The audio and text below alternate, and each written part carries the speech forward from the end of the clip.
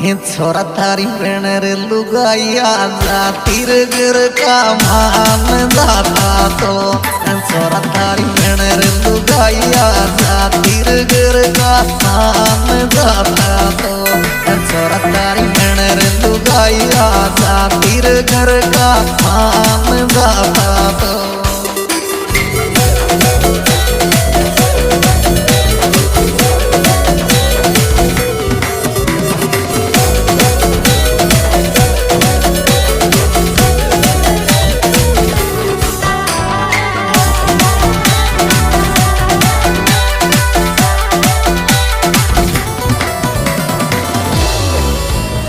ये रे मीठी मीठी बोल मैंने ममता बेरली घर का को माने राती सुर हाथ